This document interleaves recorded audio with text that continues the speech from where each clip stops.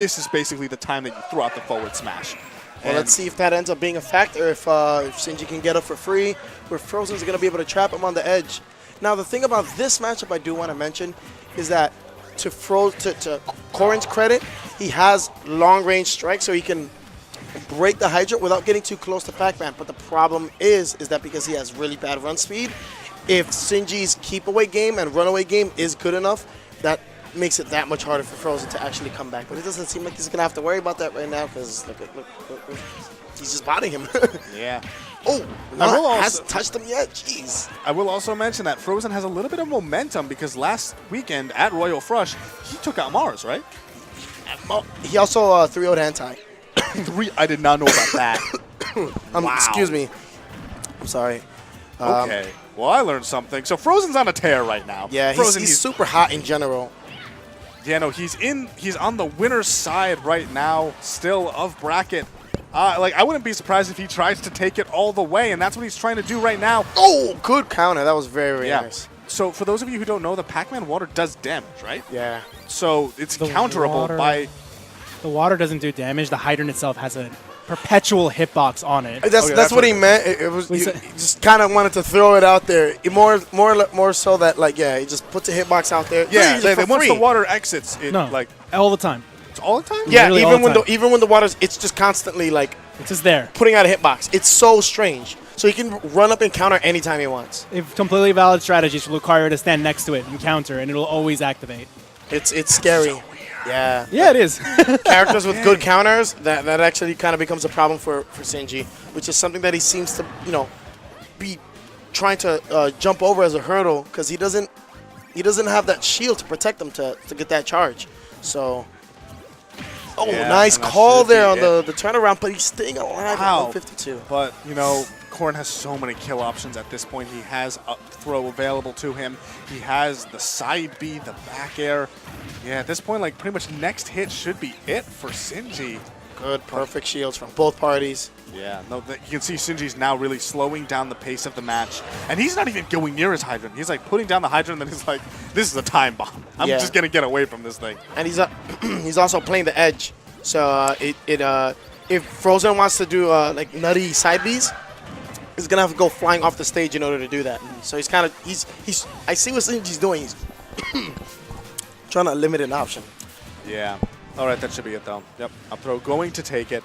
And in general, so one thing that I've actually noticed right now that's very interesting is that Sinji his game plan appears to be really cool using the water there, but his game plan appears to be really to just get Frozen on ledge. Like, his entire, like the way that he's operating in neutral, like, whenever he makes a hit on Frozen, it seems like that's his #1 priority, which does make sense, but it does sort of also limit him because, you see how he's almost like fishing to try and get Corrin onto the ledge. Yeah. And now Corrin with 121%. That rage is getting scarier and scarier on this character. That's the problem with Pac-Man, is that when Pac-Man is down, not just in percent, but in stock as well, it kind of makes his options much less effective. He's like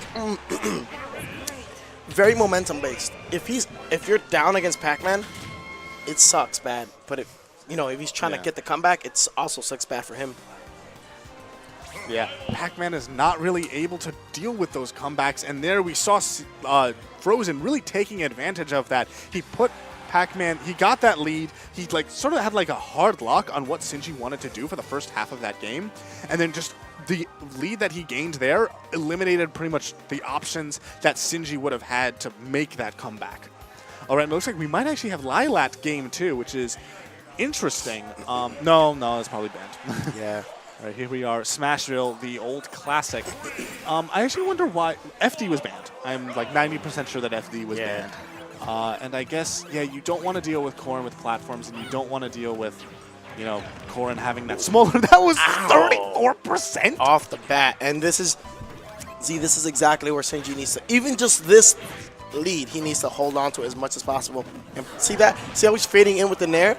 I thought that was a bad idea. I think he needs to just completely get away from him as much as possible. But now it's too late because now he has he lost the lead. Yep, that's it. And if he watches this match again, he'll see what I mean. Oh, Nair. Nice. They'll fake out with the charge. I expected like another Nair or something like that. Yeah, me as well. But, and Yeah, that pin, just one hit of it basically just completely destroys the hydrant. Yeah. Sends it on a really good angle, too. Yeah, see, that's the problem. If you just go all willy-nilly with your counters, Sinji might be able to punish you for it. Yes, and actually, so one interesting thing also is that you've probably seen this before where Corrin will just counter a projectile. That's because she's basically, starting from the time that like the counter ends and she can move again, she's intangible. Yeah, so Like- if you're going to punish it, you better have like really good timing. No, it's actually like pretty much the only way to punish it is for a character like Pac-Man with a long-lasting grab to put his grab inside of the counter. Right. Because then as soon as she's intangible, the only thing she can do is shield. Either way, I think that's still going to take some good timing. Double. Wow, they're actually pretty even. I just noticed their percents. Yeah. We could Back air. Yup, he should do. Good idea, but he doesn't. Oh! That See, was such a that was good, but I wanted him to do the. There's a better trap that Pac-Man has when he lays the hydrant down, run off up air, then up. Oh, Jesus! Look at this combo! And he's just keeping up the pressure, and now he has Key on deck. After that game one, I thought Sinji was done, but clearly he's showing that, like, he has so many tricks up his sleeve. And we were talking before about what it's like when Pac-Man has the lead. Not quite as big anymore because he lost that stock, but 60% is a tall order still for Frozen, especially since Sinji, he's starting to play that game. You see him now, like he's not rushing down. He's taking his time, standing in place and stuff. Nice drop there. Ooh, waited for the water. That's cool. He has a key, I believe. That's what. Yep. Yeah, Boom. and there it is. Tagged him. Nice burst option there. Oh, he threw it off the stage. Definitely not gonna get his follow-up setups from that. Double fair, another one. Good stuff there, abandoning the ship. He didn't want to wait to see whether it confirmed or not. He just wanted to do one jab and up B. Yeah, I think that also, like, if Frozen had bad DI, he could get caught by jab up B. Yeah. No, he does that. He doesn't want to hit confirm.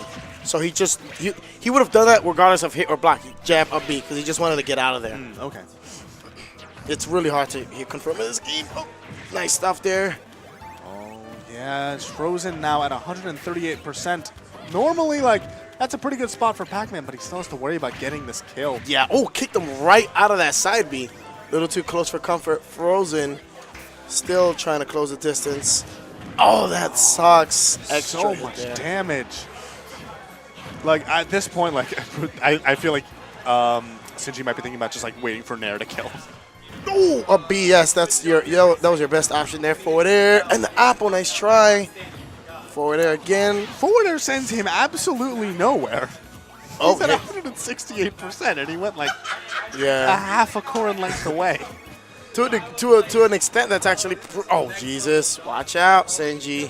Yep, at this point, like, now Frozen has actual kill confirmed. That was what I was talking about, though. See, that Sinji, sometimes he wants you to mess with it. He wants you to put it, when he puts it down, it's kind of like a, red cape to the bull. It's like, go ahead, mess with the hydrant. Gotcha. Like, I'm going to punish your punish on the hydrant. Yeah. And so the other thing about that is that if you saw game one, every time that Frozen would do that, or like most of the times at least, he would do it when the hydrant was on a platform. And in that situation, like, this Pac-Man can't grab. Exactly. So he kind of overlooked that detail. He needs to remember, like, oh, this is only really super good on a platform. And now we have platforms galore, so we'll see if that actually becomes a better factor here. Indeed. I wonder what stage was banned. Maybe Battlefield? Who knows, man? That is lost to the stars right now. Nice stuff, getting his key in order. I think he wants to try to get keys as much as possible if he could afford the time to, because it's just like he doesn't want to get anywhere near Frozen. So he wants that option that can attack as a surprise from like full screen away. So Yeah, of course. I mean, like, of course, the other two big projectiles that Pac-Man likes to use at lower percents are Bell and Galaxian, but both of those basically require an approach with it. It's like you throw it in like when you're at like burst range, and you kind of have to approach with it. But with Key, it's like you can just throw it from far away and like close, far. Yeah, like it's pretty much whenever you want, right? Why did that not break the hydrant? Is it 'cause it Staled. It's probably staled. But that's really interesting. I guess that counter must not be doing like any damage because there was already some percent on the hydrant. Oh, Nice stuff. Good getaway there. A lot of time has has passed, and not too much damage on either one of these players. That just lets you know how much respect they're giving each other. Nobody wants to, step into each other's office and have a talk. Nice. I like that turnaround. Double. Oh no! See, he didn't hit him with the tumble stun, so he was able to just counteract that nair. Hitting right on the edge of that. So many hits he needed to launch that hydrant. Yeah, okay, so that's like the first real pin that I think Frozen has landed this game. What Sinji has to watch out for, you see how, like, if Frozen is sitting there blocking, Sinji will show up forward air behind Frozen and then nair. This literally happened like 5 times already in this set, and he'll just drop shield side B and punish that nair on block. And Sinji's not catching on to it so far.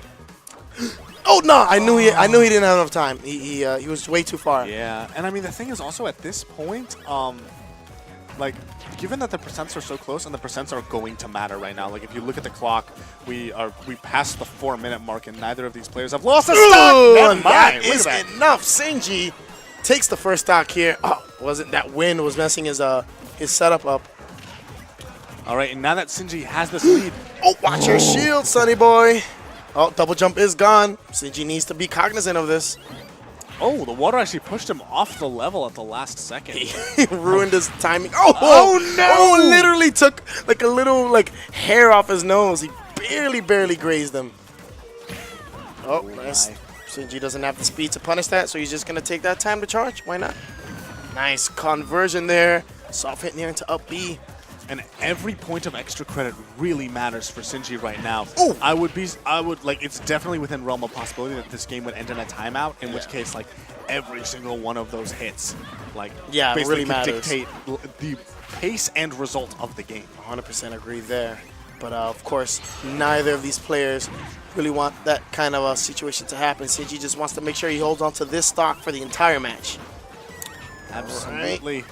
Z-drop, nope, he's going to hold on to it. He wants a hit because at this percent, he gets some big damage from it, from a raw toss hit.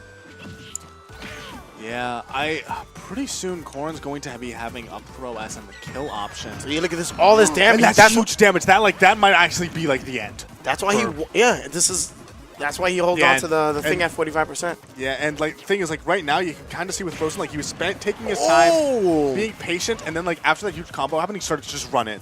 He did 2 just banging your head against the wall. You see Sinji just milking that clock out, all of that invincibility time in that little chamber, using it all up. He really actually is trying to go for the timeout here. Oh, definitely. Which is a valid strategy despite all the people, who don't like it. Oh, but it might not be if he loses the lead. Yeah. He's got to watch his character placement here against Frozen. Again, Corrin's burst options are scary from 3 character lengths away. And slowly but surely, Frozen is creeping in. Link damage.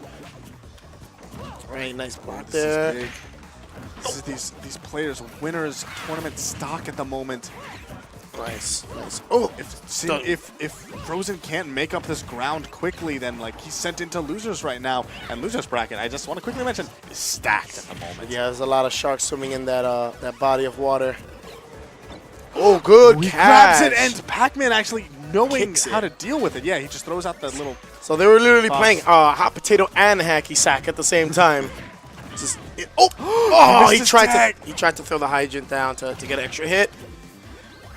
Orange toss there. Orange, one of his best burst options because he just skips the first 2 charges so fast that he can throw a nice projectile out there. I would say Frozen's win condition at this point, stay alive, throw him off stage, and then read his neutral getup.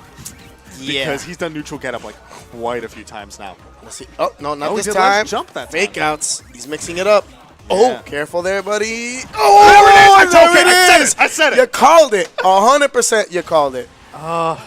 And that was really, it's as Corrin, when you see Corrin doing that, it's not that easy to just say he's charging and he's committed, because the timing of that is actually still option coverage. Because if you get up, the thing is, if you don't get up